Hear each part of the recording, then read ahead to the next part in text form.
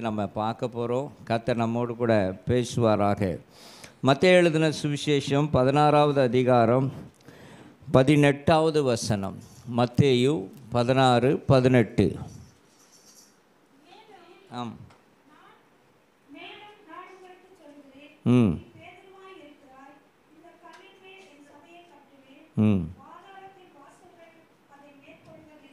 ஆமென். கண்களை மூடி நாம் ஜெபிக்கலாம். மகா பரிசுத்தமும் கிருபை நிறைந்த எங்கள் நல்ல தகப்பனே, இந்த கால வேளைக்காய் ஸ்தோத்திரம். ஆண்டவரே, மை பாடி துதித்து ஆராதித்தினோம், உம்முடைய நாமத்தை மகிமைப்படுத்தினோம். உம்முடைய பிரசன்னம் எங்கள் மத்தியில் இருக்கிறதுக்காய் ஸ்தோத்திரம். உம்முடைய வார்த்தைகளை கேட்டு நாங்கள் உணர்ந்து உம்முடைய சத்தியத்திலே வளர எங்களுக்கு கிருபை பாராட்டும். சத்துரு இந்த வசனங்களை எடுத்து போடாதபடி காத்துக்கொள்ளும். இயேசு கிறிஸ்து நாமத்தில் நல்ல பிதாவே, ஆமென். பாருங்கள், ஆண்டவர் இங்கே ஒரு வார்த்தையை சொல்கிறாரு.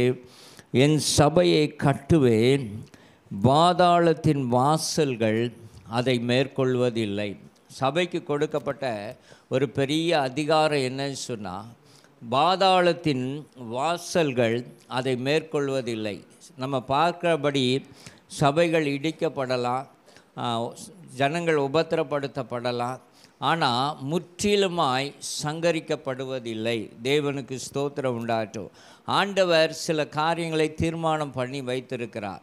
தானியேல் 11:33 சொல்லும்போது பார்த்திங்கன்னா, முடிவு பரியந்தமும் நாசமும் பட்டயமும் அழிவும் வைக்கப்பட்டிருக்கிறது. அப்போது சபைக்கு என்று சொல்லி ஆண்டவர் உபத்திரவத்தை அனுமதித்து வைத்திருக்கிறார்.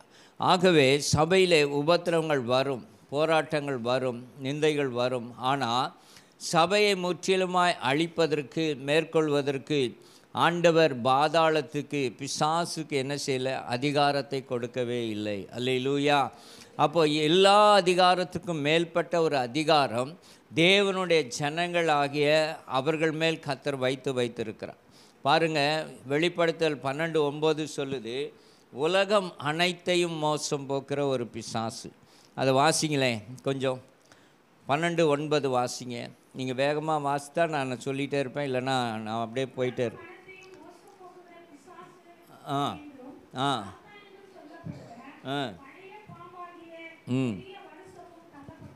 ஆமென்.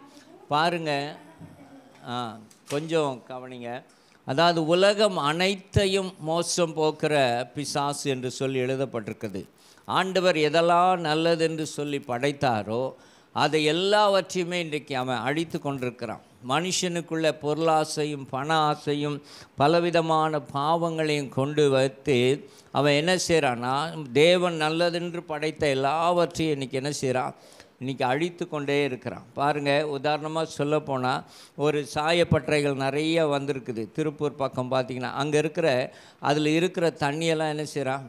ஆற்றுல கொண்டு போய் விடுறான். அந்த ஆறு என்ன செய்யுது? நம்ம குடிக்கிற தண்ணியாக, விவசாயத்துக்கு பயன்படுத்துகிற தண்ணியாக இருக்கிறது.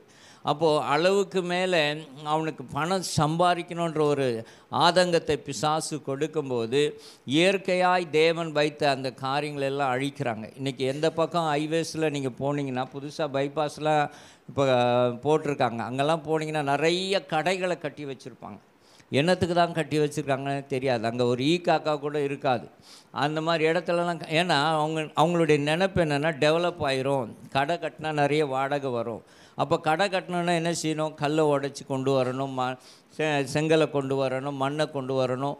இப்படி மனுஷனுக்கு கொடுத்து பேராசையும் பொருளாசையும் கொடுத்து உலகம் அனைத்தையும் மோசம் போக்கி கொண்டே இருக்கிறான். அல்லேலூயா, அல்லேலூயா. அது மாத்திரம் இல்லை, மனுஷனுக்குள்ளே அவன் என்ன செய்கிறான்? இன்றைக்கி பார்த்திங்கன்னா ஏறக்குறைய மிருகம் மாதிரி செயல்படுறாங்க. ரோட்டில் போகும்போது, வண்டி ஓட்டும் போதெல்லாம் பயங்கரமாக இருக்குது. அதாவது 25-30 வருஷம் வண்டி ஓட்டும்போது அப்போல்லாம் தெரியாத ஒரு இது இன்றைக்கி கண்டிப்பாக ஜெபம் பண்ணாமல் வெளியே போகக்கூடாதுன்ற மாதிரி தோணுது. ஆண்டவருடைய கிருபை எத்தனையோ லட்சம் மக்களை பாதுகாக்கிறார். ஏன்னா அப்படி ஒரு முரட்டுத்தனமான ஒரு ஆவி மனுஷனுக்குள்ளே செயல்படுது. அதாவது எதிராளியை பார்க்குறதில்ல, அந்த மனிதாபம் மனம் என்பதே இல்லாமல் போயிட்டு அந்த மாதிரி போகிறாங்க வர்றாங்க. அது ஒரு உதாரணமாக சொல்கிறேன். ஏன்னா இன்றைக்கி நிறைய குடும்பங்களை கூட அந்த பண ஆசைனால், பொருள் ஆசைனால் கல்யாணம் ஆன உடனே என்ன செஞ்சிடணும்? தனி வீடு பார்த்து போயிடணும். அல்லேலூயா. சொல்ல மாட்டீங்க. தாய் தகப்பனை பராமரிக்கணும்னா அது ஒரு பெரிய பாரம்னு நினைக்கிறோம். ஆனால் ஆண்டவர் அதை ஆசீர்வாதமாக வைத்திருக்கிறார். அல்லேலூயா, தேவனுக்கு ஸ்தோத்திரம். அதெல்லாம் கொடுப்பன வேணும்னு சொல்லுவாங்க பாருங்கள், தாய் தகப்பனை பார்க்குறதெல்லாம் அதெல்லாம் நமக்கு ஆண்டவர் கொடுக்கணும். கர்த்தருக்கு ஸ்தோத்திரம். அப்போது ஆண்டவர் ஏன் இந்த காரியத்தெல்லாம் பிசாசு செய்கிறான்னா, மனுஷனுக்குள்ளே சமாதானம் இல்லாமல் பண ஆசையை கொண்டு வந்து, பொருளாசையை கொண்டு வந்து உலகம் அனைத்தையும் அவன் மோசம் போக்குறான். ஆனால் தேவனுடைய பிள்ளைகளை அவனால் அசைக்கவே முடியாது. அல்லேலூயா, அல்லேலூயா. ஏனென்று சொன்னால் 1 யோவான் 4:4 சொல்லுது, உலகத்தில் இருக்கிறவனை காட்டிலும் நமக்குள்ளே இருக்கிறவர் பெரியவர். அல்லேலூயா. அதனால தான் அவனால் நம்மளை மோசம் போக்க முடியல. நம்மளை தடுமாற பண்ணுறான், சில நேரம் சில சின்ன தவறுகள் பாவத்தில் விழ வைக்கிறான். ஆனால் பரிசுத்த ஆவியானவர் நமக்குள்ளே இருந்து நம்மை பலப்படுத்தி நம்மை தூக்கி எடுக்கிறார். ஆமென், அல்லேலூயா. அவன் முற்றிலுமாய் நம்மளை சங்காரம் பண்ணுவதற்கு ஆண்டவர் என்ன செய்கிறதில்ல, அனுமதி கொடுக்கறதில்லை. வாழ்க்கையில் சில உபத்திரவங்களை ஆண்டவர் கொடுக்குறார். ஆனாலும் அந்த உபத்திரவங்கள் மூலமாக ஆசீர்வாதத்தையும் நன்மையும் கர்த்தர் என்ன செய்கிறாரு, கொடுக்குறார். இன்றைக்கி பாருங்கள், நம்முடைய வாழ்க்கையில் நம்ம பணம் பொருள் ஆசீர்வாதத்தை காட்டிலும் தேவனுடைய பார்வையில் ஆவியின் கனிகள் தான் என்னது மிகவும் முக்கியமானது. அதனால தான் ஆண்டவர் என்ன செய்கிறாரு, நம்ம பாத்திரம் வளர்க்குறதுக்கு பயன்படுத்துகிற நார் வச்சுருக்கோம் இல்லையா, அதே மாதிரி குடும்பத்தில் சில நார்களை வச்சுருக்கிறார். அல்லேலூயா, சத்தமே இல்லை.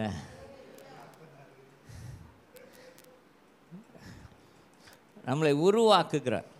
அவர்களை வைத்து நம்ம என்ன செய்கிறாரு, உருவாக்குகிறார். சாத்தானாலே நம்ம மோசம் போகக்கூடாது, உலகத்தின் பின்னாடி நம்ம போயிடக்கூடாது, தேவனோடு கூட நிற்கணும். நம்ம ஆண்டவர் அழைத்த நோக்கம் நம்மை நித்திய ஜீவனுக்குள்ளே கொண்டு போகணும், மகிமைக்குள்ளே கொண்டு போகணும். ஆகவே தான் இந்த போராட்டங்களை கண்டு நம்ம சோர்ந்து போகக்கூடாதுன்னு சொல்லி தான் ஆவியானவர் நமக்கு என்ன செய்கிறார், நம்முடைய பலவீனங்களிலே நமக்கு உதவி செய்து கொண்டிருக்கிறார். தேவனுக்கு ஸ்தோத்திரம் உண்டாகட்டும். அல்லேலூயா. அப்போது ஆண்டவர் நம்மை குறித்த ஒரு பெரிய நோக்கத்தை வைத்திருக்கிறார். நமக்குள்ளே ஒரு பெரிய ஆளுமை தன்மையை ஆண்டவர் வச்சிருக்கிறார். இன்றைக்கி உலகத்தில் பிசாசுக்கும் மற்ற பாவங்களுக்கும் ஜனங்க அடிமைப்பட்டு கிடக்கிறாங்க, உலகத்தின் சிற்றின்பங்களுக்கு அடிமைப்பட்டு இருக்கிறாங்க. ஆனால் ஆண்டவர் நமக்கு அவை எல்லாவற்றின் மேலும் ஆளுகையை கர்த்தர் கொடுத்திருக்கிறார். அல்லேலூயா, அல்லேலூயா. தேவனுக்கு ஸ்தோத்திரம் உண்டாகட்டும். எந்த பாவத்தை நம்ம செய்தோமோ அது இனி ரட்சிக்கப்பட்டு ஆண்டவருக்குள்ளே வந்த பிறகு அந்த பாவ சோதனை வரும்போது நம்ம என்ன செய்கிறோம், உதறி போட்டுட்டு போயிட்டே இருக்கிறோம். ஆமென். என்ன வித்தியாசமாக இருக்குதா? இப்படி சொல்கிறேன்னா புரிஞ்சுக்குங்க. அதாவது ரட்சிக்கப்பட முன்னாடி நம்ம சினிமா பார்த்தோம், சீரியல் பார்த்தோம். ரட்சிக்கப்பட்டு ஆண்டவருக்குள்ளே வந்த பிறகு திரும்பவும் பார்த்துக்கிட்டே இருக்கிறோம். இப்படி தானே? அப்போது ஆண்டவர் ஆளுகையை கொடுக்கிறார். அதாவது பார்த்திங்கன்னா, ஆதாம் கையில் நீ ஆண்டு கொள்ளுன்னு சொன்னார். அப்போ அப்படிப்பட்ட ஒரு ஆளுகையும் அதிகாரத்தையும் தேவன் நமக்கு என்ன செய்கிறாரு, கொடுக்கிறார். பிசாசின் மேலே கர்த்தர் கொடுக்கிறார். அல்லேலூயா. இயேசுவின் நாமத்தால் நீ போனால் அது என்ன செய்யும், போகுமா போகாதான்னு சந்தேகமாக இருக்குது. ஆண்டவர் யாருக்கு சொன்னார், ஊழியக்காரருக்கா சொன்னார், என்னை விசுவாசிக்கிறவங்களுக்கு சொன்னார். அல்லேலூயா. அப்போது நம்ம ஜெபிக்கிறோம், நம்ம வாழ்க்கையில் போராடுகிற பிசாசுகளெல்லாம் எதிர்த்து நின்று ஜெபிக்கும்போது அவைகள் விலகி போகுது, தடைகள் நீங்கி போகுது, ஆண்டவர் அற்புதங்களை செய்கிறார். ஆமென், அல்லேலூயா, அல்லேலூயா. அப்போது உலகம் அனைத்தையுமே அவன் மோசம் போக்குறதுக்கு அவனுக்கு வல்லமை இருக்குது. எத்தனையோ இன்றைக்கி பார்த்திங்கன்னா 750 கோடி ஜனங்கள் இருக்கிறாங்க. ஆனால் தேவனுடைய பிள்ளைகளை மாத்திரம் அவனால் என்ன செய்ய முடியாது, மோசம் போக்க முடியாது. ஏன் என்று சொன்னால் நமக்குள்ளே சத்தியம் இருக்கிறது. அந்த சத்தியத்தின்படி நடப்பதற்கு பரிசுத்த ஆவியானவர் நம்மை உற்சாகப்படுத்தி கொண்டே இருக்கிறார், நம்மை தைரியப்படுத்துகிறார். சோதனைகள் வராமல் இருக்காது, போராட்டங்கள் வராமல் இருக்காது. ஆனால் கர்த்தர் நம்மோடு கூட என்ன செய்கிறாரு, இருக்கிறார். ஆமென், அல்லேலூயா. ஏன் என்று சொன்னால், இந்த சபைக்கு ஏன் இப்படிப்பட்ட ஒரு அதிகாரம் இருக்குதுன்னு சொன்னால், வாசிங்க அப்போஸ்தலர் 20ஆம் அதிகாரம் 28வது வசனம்.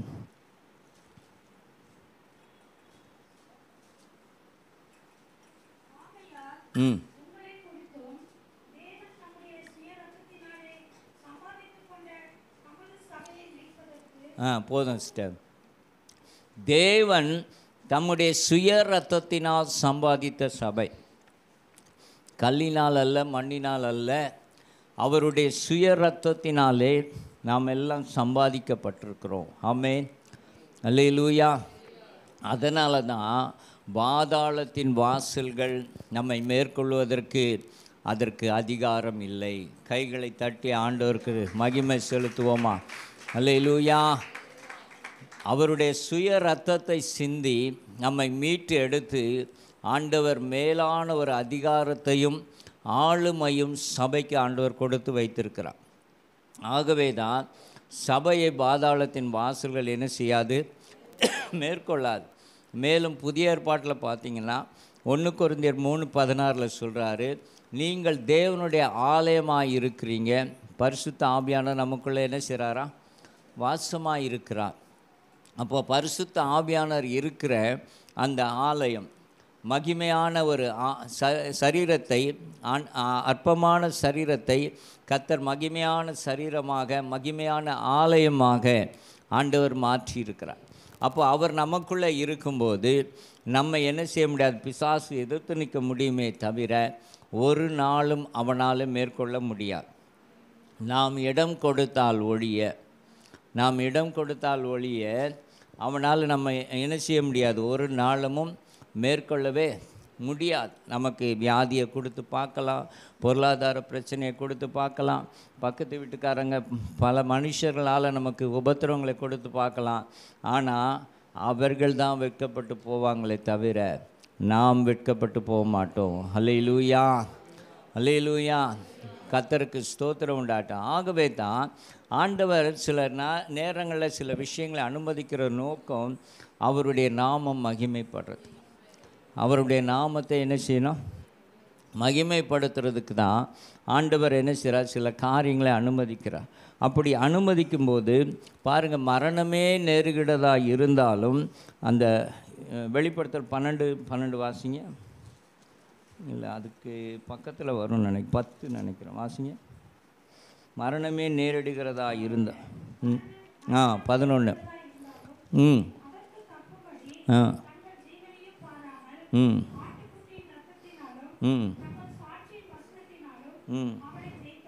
ஆமென். நம்முடைய சரீரத்தை அவன் கொன்று போடலாம், அதற்கு மேல் அவனால் ஒன்றுமே செய்ய முடியாது. மரணமே நேரிடுகிறதா இருந்தாலும், ஏனென்றால் இங்கே இருந்தாலும் நம்ம இயேசுவோடு கூட இருக்கிறோம், நம்ம மரித்தாலும் இயேசுவோடு கூட இருக்கிறோம். அல்லேலூயா. அந்த நம்பிக்கை தான் நம்ம என்ன செய்யுதுன்னா, அப்படிப்பட்ட ஒரு நிலைமை வந்தாலும் ஆண்டவரை மறுதலிக்காமல் உறுதியாய் நின்று ஆட்டுக்குட்டியானவருடைய இரத்தத்தினாலும் சாட்சியின் வசனத்தினாலும் என்ன செய்கிறாங்க, பிசாசை ஜெயித்தார்கள். அல்லேலூயா. அப்போது ஆண்டவர் அவர்களுக்கு கொடுத்த அந்த கிருபை, அவருடைய இரத்தம் நம்முடைய பாதுகாப்பு, நமக்கு ஒரு ஆவிக்குரிய பலன், அதை கொடுத்து ஆண்டவர் என்ன செய்கிறார், ஞானஸ்தானம் என்பது புது உடன்படிக்கை ஆண்டவர் வைத்திருக்கிறார். 1 பேதுரு 3:21 வாசிக்கும்போது, நல் மனசாட்சியின் உடன்படிக்கை. எப்படி ஒரு தாய் தகப்பனுக்கும் பிள்ளைக்கும் இரத்த சம்பந்தமான உறவு இருக்கிறதோ, அதே போல் உறவை ஞானஸ்தானத்தின் மூலமாய் தேவன் நமக்கு ஏற்படுத்தி கொடுக்கிறார். அல்லேலூயா. கர்த்தருக்கு ஸ்தோத்திரம். அப்போ ஆட்டுக்குட்டியானுடைய இரத்தத்தினாலும் சாட்சி வசனம், இந்த வேத வசனத்தினாலும் பிசாசை என்ன செய்கிறாங்க, ஜெயிக்கிறாங்க. இன்றைக்கி கூட பாருங்கள், நேற்று ஒரு நியூஸ் பார்த்தேன், கிறிஸ்தவ செய்திகள். நைஜீரியாவில் ஒரு பக்கம் கிறிஸ்தவங்க அதிகம், இன்னொரு பக்கம் முஸ்லீம்ஸ் அதிகம். அங்கே தீவிரவாத குழுக்கள் 3 குழுக்கள் இருக்கிறாங்க. ஏறக்குறைய 53,000 பேர் அவங்க கொன்று போட்டிருக்கிறாங்க கிறிஸ்தவங்களை, இரத்த சாட்சிகளாக. அந்த கானா என்ற ஒரு ஆப்பிரிக்கா தேசத்தில் நிறைய பேர் இரத்த சாட்சிகளாக இன்றைக்கி சீரியாவில் நடக்குது. உலகம் முழுக்க தேவனுடைய பிள்ளைகளுக்கு விரோதமாய் சத்துரு எழும்பி கொண்டிருக்கிறான். காரணம் என்னென்னா, அவனுக்கு முடிவு நெருங்கிருச்சு. அல்லேலூயா. நம்முடைய தேசத்திலும் கூட ஆண்டவர் மாற்றத்தை கொடுக்க போகிறார். அல்லேலூயா. நம்ம தேசத்திலும் சுவிசேஷத்திற்கான வாசல் கர்த்தர் திறந்து வைக்க போகிறார். இன்றைக்கி நான் விசுவாசத்தில் இல்லை, ஆவியானவர் சொல்கிறதுனால சொல்கிறேன். இந்த இடம் பார்த்தாமல் பாஸ்டர் என்ன செய்ய போகிறாங்க, ஒரு பெரிய கல்யாண மண்டபம் தேட போகிறாங்க. அல்லேலூயா. 8 மணிக்கு வர்றாங்கன்னு வருத்தப்பட வேண்டியதில்லை. அந்த எழுப்புதல் காலத்துக்கு ஆண்டவர் கொடுத்த அடையாளம் என்னன்னு சொன்னால் 7 மணி சபைனா 6:50 வந்து நிற்பாங்க. அதுதான் எழுப்புதல். அல்லேலூயா, தேவனுக்கு ஸ்தோத்திரம். உங்கள் ஒவ்வொருவருக்குள்ளேயும் பரிசுத்த ஆவியானவர் அப்படிப்பட்ட ஒரு கிரியை நடப்பிக்க போகிறார். தேவனுக்கு ஸ்தோத்திரம். நாங்கள் வருந்து கூப்பிடணும்னு அவசியம் இல்லை. நீங்களே எப்போ ஞாயிற்றுக்கிழமை வரும், எப்போ நம்ம ஆராதிக்க போகிறோம், இன்னும் சொல்ல போனால் வாரம் முழுக்குமே சபையில் துதி, ஆராதனை, ஜெபம், செய்திகள் இருக்கும். அந்த நாட்கள் ஆண்டவர் ஏற்படுத்தி கொண்டே இருக்கிறார். ஆமென்.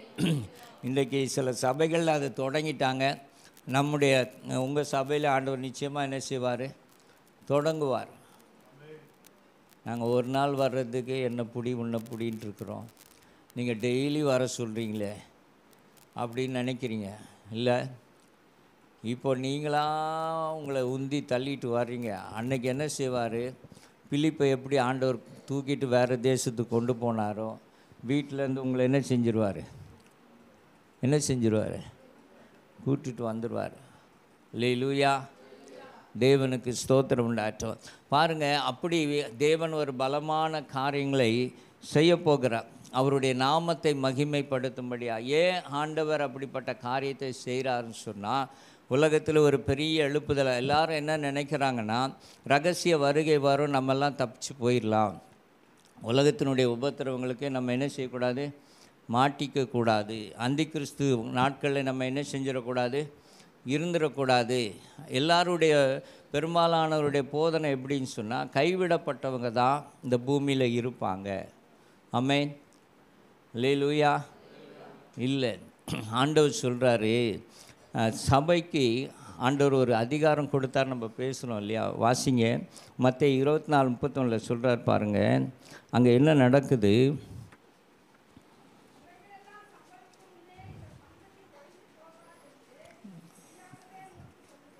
இருபத்தி 4:31 வாசிக்கிறீங்களா? ஆ ம் ம் ம் ம் ஆமென். வானத்தின் ஒரு முனையிலிருந்து மறுமுனை மட்டும் 4 திசைகளிலும் இருந்து தேவனால் தெரிந்து கொள்ளப்பட்டவர்களை ஆண்டவர் வெளியரங்கமாக அந்த 2வது வருகையில் வரும்போது ஜனங்களை கூட்டி சேர்ப்பார்.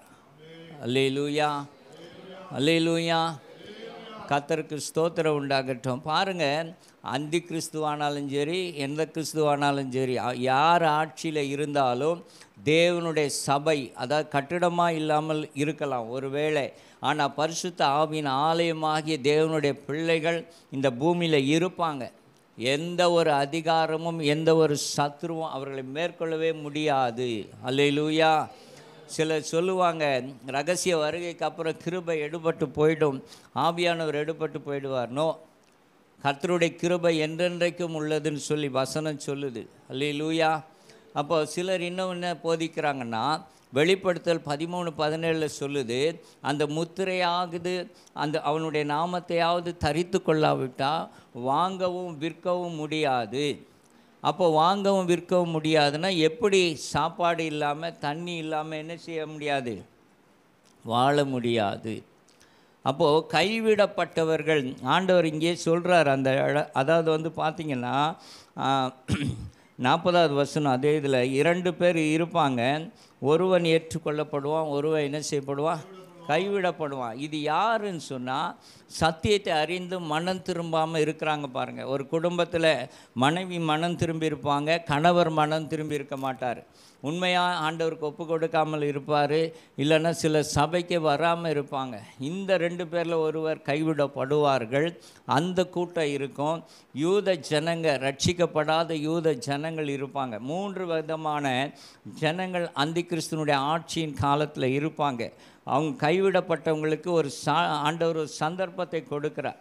அந்த நாட்களிலே உணர்வடைந்து மனம் திரும்பி பாடுபட்டு அவங்க ஆண்டவரிடத்தில் வந்து சேரணும்.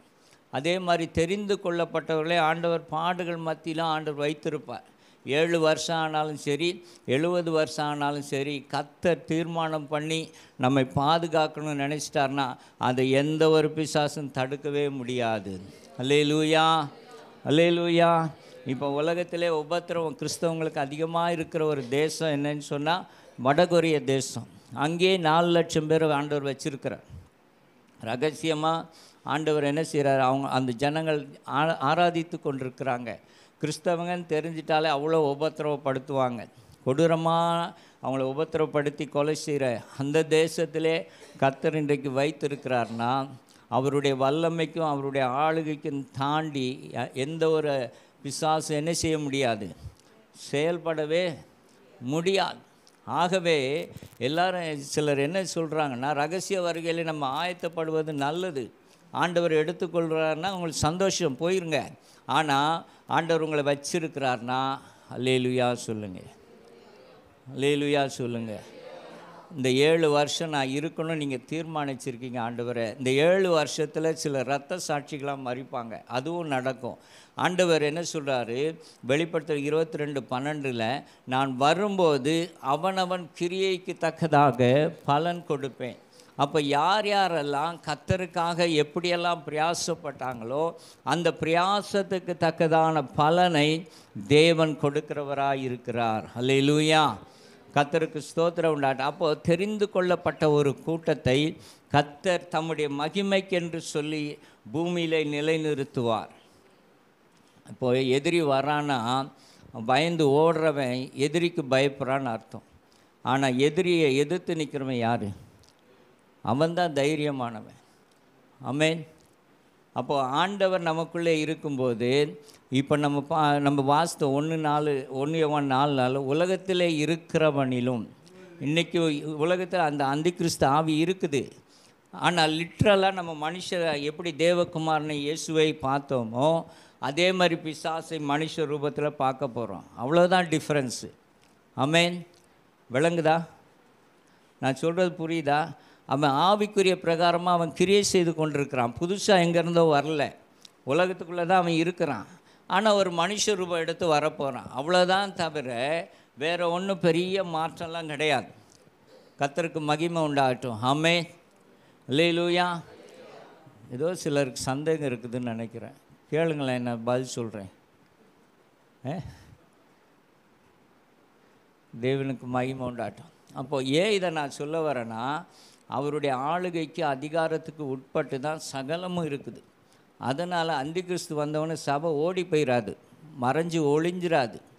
புரியுதுங்களா? எதிர்த்து நிற்கக்கூடியது சபை ஒன்று தான். அல்லேலூயா. கர்த்தர் நல்லவராக இருக்கிறார். பாருங்கள், அப்படி இருக்கிற ஜனங்களிலே திரளான ஜனங்கள் அந்த நாட்களிலே இரத்த சாட்சிகளாய் மரிப்பார்கள். அப்போ ஆண்டவர் சொன்னபடி அவனவன் கிரியைக்கு தக்க பலன் சொல்லும்போது இங்கே என்ன சொல்கிறார் பாருங்கள். வெளிப்படுத்தல் 20வது அதிகாரம் 4வது வசனம் 5-6 வாசிங்க. ம் ம் ம் ம் ம் ம்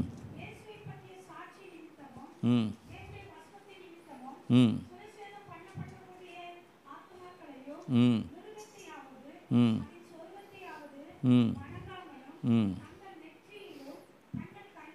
ம் ம் ஆமென். ம் அல்லேலூயா, அல்லேலூயா.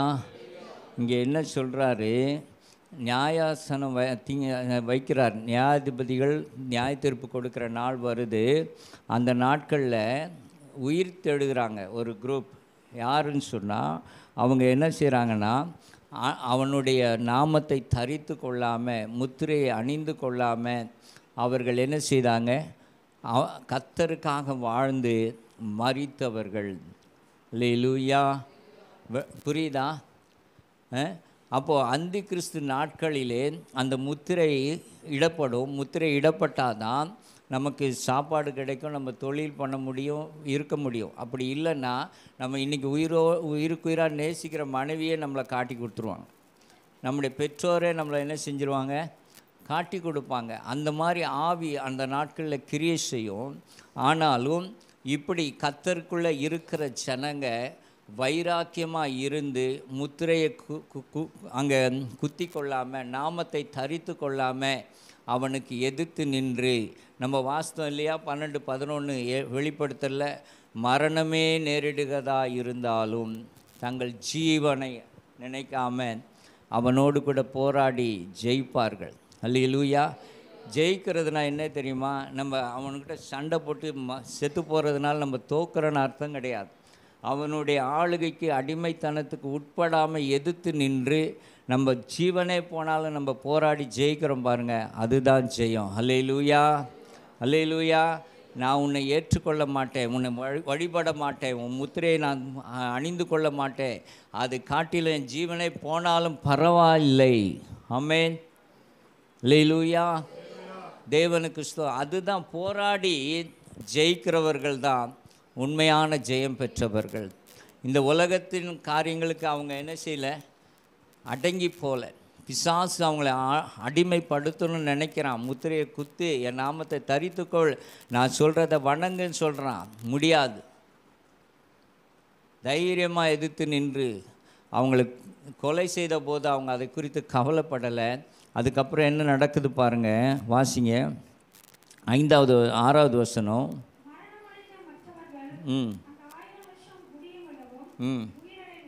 பாருங்க, இங்கே என்ன சொல்கிறாருன்னா, அப்படி பிசாசோடு கூட போராடி இரத்த சாட்சியாய் அந்த நாட்களில் மரித்தவர்களை கர்த்தர் கனம் பண்ணும்படி 1000 வருஷ அரசாட்சியில் அவங்க 1வது இடத்துல இருக்கிறாங்க. அல்லேலூயா, அல்லேலூயா. ஒரு நல்ல பிரதர் தான், நல்ல டீச் பண்ணக்கூடியவர். அவர் சொல்கிறாரு 144,000 பேர் தான் 1000 வருஷ அரசாட்சியில் இருப்பாங்க. நோ, ஆஸ் பர் பைபிள், நான் வார்த்தையின்படி நான் சொல்கிறேன். ஆண்டவருடைய வார்த்தை என்ன சொல்லுது? அந்தி கிறிஸ்து நாட்களிலே இரத்த சாட்சிகளாய், அதற்கு முன்பாகவும் இரத்த சாட்சிகளாய் மரித்தவர்களுக்கு கர்த்தர் ஒரு மகிமையான இடத்தை கொடுக்கிறார். அல்லேலூயா. வாசிங்க 5வது வசனம். பாருங்க, 1வது உயிர்த்தெழுதல் அந்த இரத்த சாட்சிகளுக்கு, பிசாசுக்கு, அந்தி கிறிஸ்தின் ஆவிகளுக்கு எதிர்த்து நின்று ஜெயிக்கிறவர்களுக்கு ஆண்டவர் கொடுக்கிறார். அவர்கள் பாக்கியவான்கள், ஆசீர்வதிக்கப்பட்டவர்கள். அவர்கள் பரிசுத்தவானுமாய் இருக்கிறார். என்ன குவாலிஃபிகேஷன் கொடுக்கிறார் பாருங்கள். எப்படி ஒரு மனுஷனால் பிசாசை ஜெயிக்க முடியும்னு சொன்னால், அவன் பரிசுத்தமாக இருந்தால் மாத்திரமே பிசாசை எதிர்கொள்ளவும் ஜெயம் பெறவும் முடியும். அல்லேலூயா, அல்லேலூயா. பாவத்தோடு இச்சையோடு இருக்கிற மனுஷனால் ஒரு நாளும் பிசாசை என்ன செய்ய முடியாது? ஜெயிக்க முடியாது. எதிர்த்து நிற்கலாம், ஆனால் ஜெயிக்க முடியாது. கர்த்தருக்கு ஸ்தோத்திரம். வாசிங்க. 2ஆம் மரணமாகிய நரகத்துக்கு அதிகாரம் கிடையாது. வாசிங்க.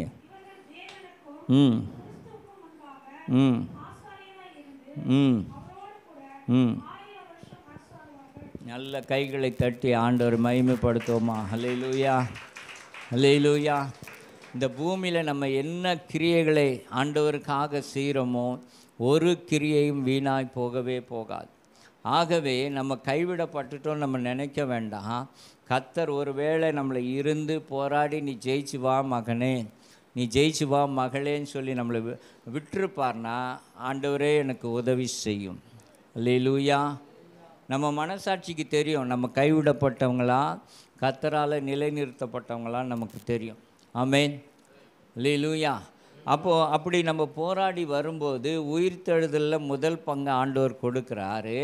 1000 வருஷ அரசாட்சியில் முதல் பங்கு ஆண்டவர் கொடுக்குறார். ஆண்டவர் சும்மா விட மாட்டார். அப்போது யார் யார் இந்த பூமியில் தேவனுக்காக எப்படிப்பட்ட கிரியைகளை செய்து பாடு அனுபவிக்கிறாங்களோ அதற்குரிய பலனை தேவன் நிச்சயமாய் நமக்கு கொடுக்கிறவராய் இருக்கிறார். ஆமென். அல்லேலூயா.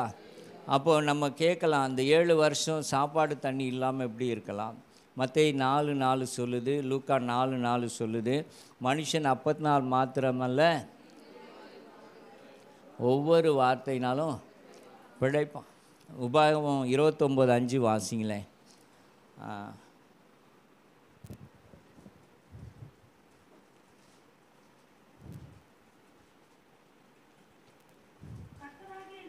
ம் ம்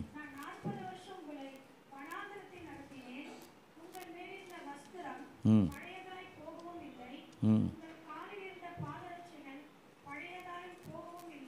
ஆமென். பாருங்க, அதாவது வஸ்திரம் பழசாகலை, 40 வருஷம். அப்போது சின்ன பிள்ளையாக இருந்தவன் போட்ட அந்த ட்ரெஸ்ஸு, நான் நினைக்கிறேன், இப்படி சொல்லலான்னு நினைக்கிறேன், ஃப்ராக் போட்டிருந்தவங்களாம் நாளைக்கு சுடிதார் ஆகிருக்கும்னு நினைக்கிறேன்.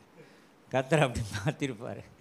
ட்ரௌசர் போட்டிருந்தவங்களெல்லாம் பேண்ட் ஷர்ட் போட வச்சுருப்பார். அல்லேலூயா. இவங்க வளர்ந்த மாதிரி வஸ்திரங்களும் என்ன செஞ்சுருக்குது, வளர்ந்துருக்குது.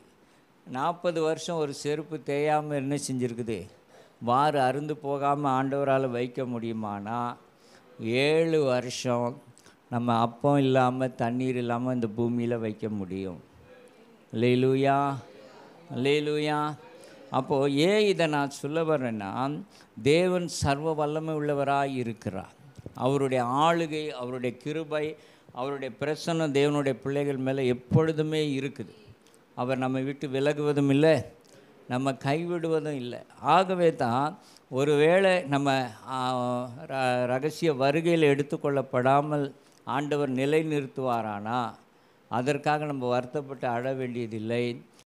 நம்ம படித்தோம் இல்லையா, பாதாளத்தின் வாசல்கள் சபையை மேற்கொள்வதில்லை. அல்லேலூயா.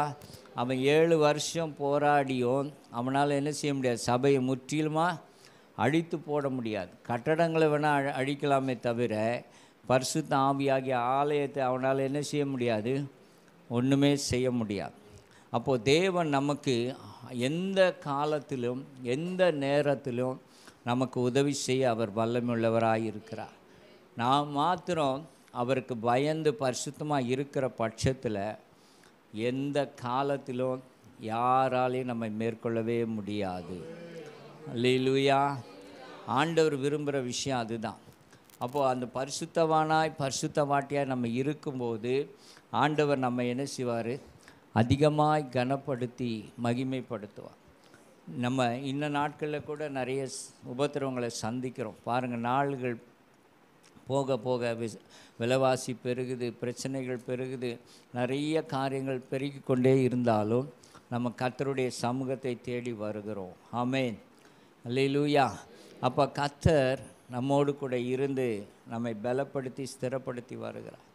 இந்த பூமியிலும் கர்த்தர் நம்ம என்ன செய்ய போகிறாரு, நிச்சயமாக கனப்படுத்த போகிறார். சூழ்நிலைகள்லாம் மாறப்போகுது. இப்போ பாருங்கள், இவ்வளோ தூரம் ஒரு கெடுபிடியாக இருந்தவங்க இன்றைக்கி இறங்கி வர்றாங்க. என்ன செய்கிறாங்க, ஜிஎஸ்டிலலாம் நாங்கள் மாற்றத்தை கொண்டு வரோம் சொல்லி இறங்க வச்சது யார், கர்த்தர். நம்ம ஜெபத்துக்கெல்லாம் பதில் என்ன செய்ய ஆரம்பிச்சிருச்சு, வர ஆரம்பிச்சிருச்சு. இன்னும் பெரிய மாற்றங்களை கர்த்தர் நமக்கு என்ன செய்ய போகிறாரு, கொடுக்க போகிறார். அல்லேலூயா, அல்லேலூயா. ஆகையினால நம்ம செய்ய வேண்டிய காரியம் உற்சாகமாக இருக்கணும். நல்ல ஜெபத்தில் இருந்து பைபிள் படித்து கர்த்தருக்கு பயந்து நம்ம நடக்கும்போது ஒரு நாளும் ஒரு நிமிஷமும் நம்ம என்ன செய்ய மாட்டோம், வெட்கப்பட்டு போக மாட்டோம். ஆண்டவர் ஒரு நாள் நம்மளை ஒப்பு கொடுக்கவே மாட்டார். அல்லேலூயா. அப்போ ஆண்டவருடைய வருகை நம்ம சீக்கிரமாய் வரணும்னா நம்ம ஆயத்தப்படணும், அநேகரை ஆயத்தப்படுத்த வேண்டும். ஆமென், அல்லேலூயா. அப்போது அடையாளங்கள் எல்லாம் இன்றைக்கி நடந்து கொண்டே இருக்குது. நிறைய பேர் பேசுகிற விஷயம் என்னென்னா, இயேசுவினுடைய வருகையின் அடையாளங்கள் நடந்துகிட்டே இருக்குது. பாருங்கள், நான் வருஷங்கள் செல்ல செல்ல பூமி அதிர்ச்சி, பஞ்சங்கள், கொலைகள், யுத்தங்கள் எல்லாம் அதிகமாகிட்டே தான் இருக்குது. ஆனால் ஒரு விஷயம் மட்டும் நிறைவேறலை. அதை நிறைவேற்ற வேண்டிய கடமை சபைக்கு இருக்குது.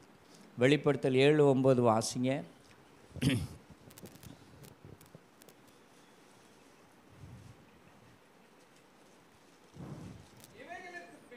ம் ம் சகல ஜாதிகளிலும் என்று சொன்னால் எல்லா தேசத்து ஜனங்களில் இருந்தும் ம் ம் ம் எல்லா பாஷை பேசுகிறவர்களிலும் ஆ ஆ ஆ ம் ம் ம் ம் ம்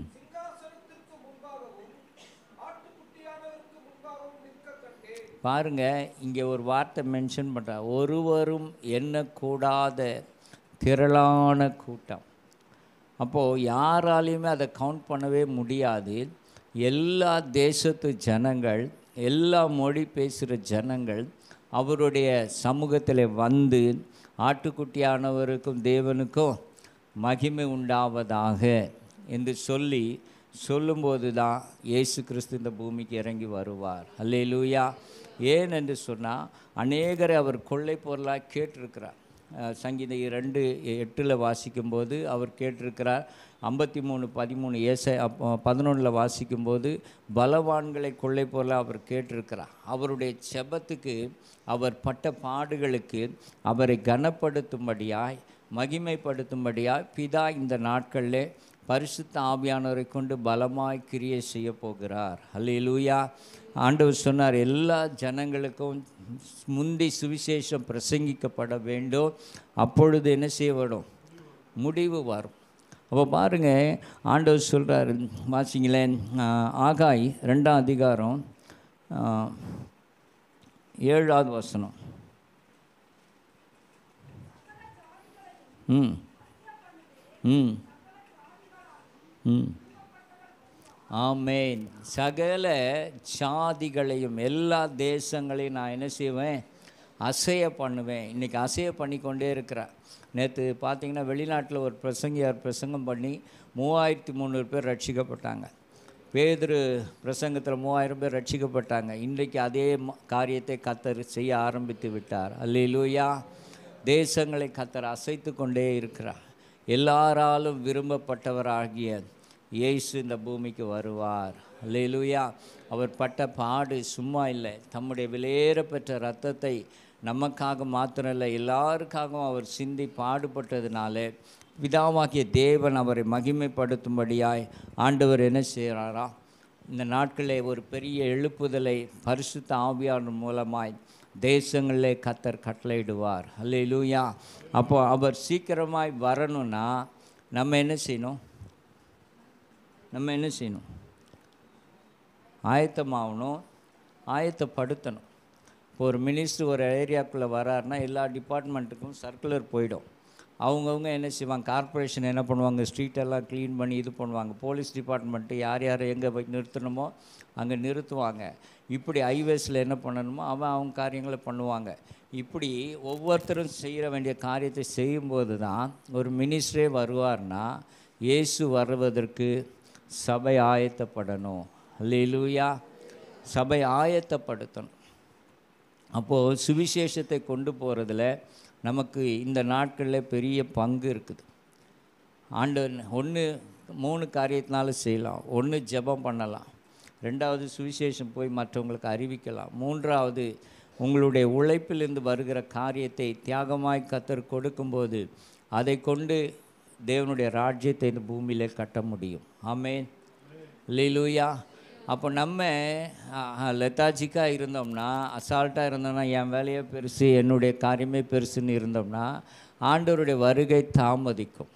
இந்த 7-9 நிறைவேறுவதற்கு தாமதிக்கும் போது உலகத்தில் உபத்திரவங்கள் பெருக ஆரம்பிக்கும், பாவங்கள் பெருக ஆரம்பிக்கும். நம்ம இன்னும் பிரச்சனைகளோடு கூட தான் நம்ம என்ன செய்யணும், போயிட்டே இருக்கணும். யோனாவை கடலில் தூக்கி போடாமல் கப்பலை நவுத்தும் போது என்ன நடந்துச்சு, அலைகள்லாம் அதிகமாக கொந்தளிக்க ஆரம்பிச்சிச்சு.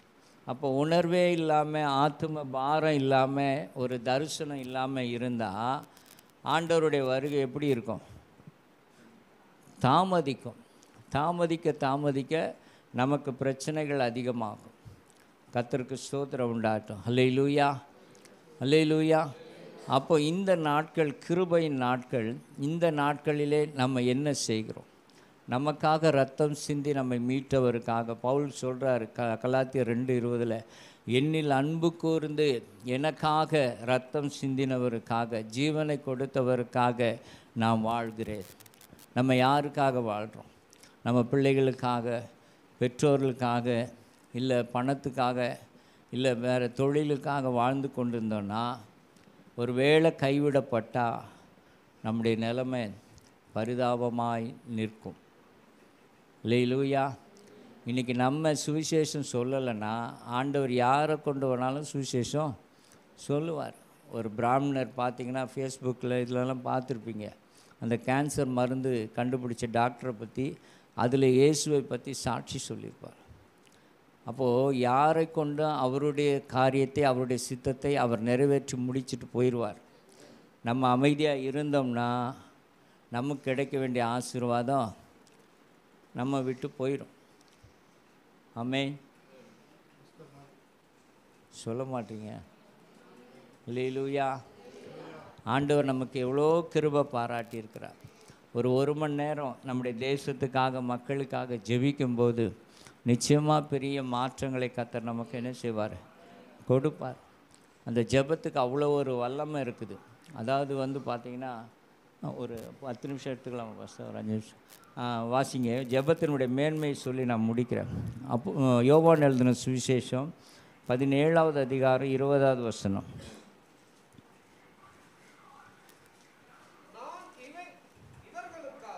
ம் ம் ம் ம் ஆமென். இந்த வசனம் என்ன சொல்லுதுன்னா, இன்றைக்கி நீங்களும் நானும் ரட்சிக்கப்பட்டிருக்கிறோமானால் அன்றைக்கே இயேசு கிறிஸ்து நமக்காக ஜெபம் பண்ணியிருக்கிறார். அல்லேலூயா. அந்த ஜெபந்தான் அஸ்திபாரம். அவர் என்ன செய்கிறாரு, 11 சீஷர்களை வைத்து ஜெபம் பண்ணுறார். என்ன ஜெபம் பண்ணுறார், இவர்கள் மூலமாய், இவர்களுக்கு மட்டும் இல்லை, இவர்கள் மூலமாக விசுவாசிக்க போகிறாங்க. தலைமுறை தலைமுறையாய் கண்டங்களை கடந்து காலங்களை கடந்து இந்த சுவிசேஷம் போக போகுது. என்னை ஜனங்கள் விசுவாசிக்க போகிறாங்க. அவர் விசுவாசிக்கிற எல்லாருக்காகவும் நான் ஜெபிக்கிறேன். அல்லேலூயா. ஒரு யூதேயா தேசத்தில் இருந்து 11 பேர் மத்தியில் ஜெபம் பண்ணின அந்த ஜெபம் என்ன செய்தது, நூற்றுக்கணக்கான, ஆயிரக்கணக்கான, லட்சக்கணக்கான மக்கள் ரட்சிப்புக்குள்ளே வருவதற்கு இந்த ஜெபம் கிரியை செய்தது. அது மாத்திரம் ரட்சிக்கப்பட்டாங்க. 4வது மனுஷன் அவர் அடக்கம் பண்ணும்போது கதறி அழுது கர்த்தருக்கு ஒப்பு கொடுத்தார். அல்லேலூயா. அல்லேலூயா. எத்தனையோ சாட்சிகள் நம்ம கேட்க முடியும். எத்தனையோ தாயாருடைய கண்ணீர். பென்னி பாஸ்டர் இங்கே வருவாங்களா, அவங்க சொல்லுவாங்க, அவங்க தாயார் காலையில் எழுந்து அவன் மேலே கை வச்சு ஜெபம் பண்ணுவாங்க. இன்றைக்கி ஊழியக்காராக வச்சுருக்கிறேன். ஒரு நாள் ஜெபம் என்ன செய்யாது, வீணாக போகாது. அப்போது நம்மை தாழ்த்தி ஆண்டவருடைய சமூகத்தில் ஒப்பு கொடுத்து, ஒரே நேரம் உங்களால் 1 மணி நேரம் ஜெபிக்க முடியல, ஒரு 1/4 மணி நேரம் ஜெபம் பண்ணுங்க. வார்த்தைகளை சொல்லுவதற்கு தேவன் நமக்கு கிருபை பாராட்டணும். கர்த்தருக்காக தியாகமாய் கொடுக்கறதுல நம்ம முன்னேறணும். ஆண்டவர் நமக்கு அந்த காரியங்களை எல்லாம் செய்வாராக. இந்த பூமியில் கர்த்தருடைய ராஜ்யத்தை கட்டுவதற்கு நம்ம எவ்வளவு பிரயாசப்படுறோமோ ஆண்டவர் நம்மை கனப்படுத்தி மகிமைப்படுத்துவார். ஹல்லேலூயா. எல்லாரும் ஸ்தோத்திரம் பண்ணுவோமா.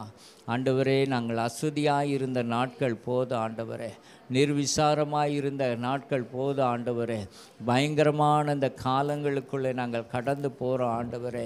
உம்முடைய வருகைக்கு ஆயத்தப்படுத்துகிற ஒரு பெரிய வேலையை நீர் எங்களுக்காக வைத்திருக்கிறீர். அந்த வேலையில் நாங்கள் அசதியாக இருக்கிறோம், நிர்விசாரமாக இருக்கிறோம். நாங்கள் எங்களுக்குரியவைகளை மாத்திரம் நாங்கள் தேடிக்கொண்டிருக்கிறோம் ஆண்டவரே.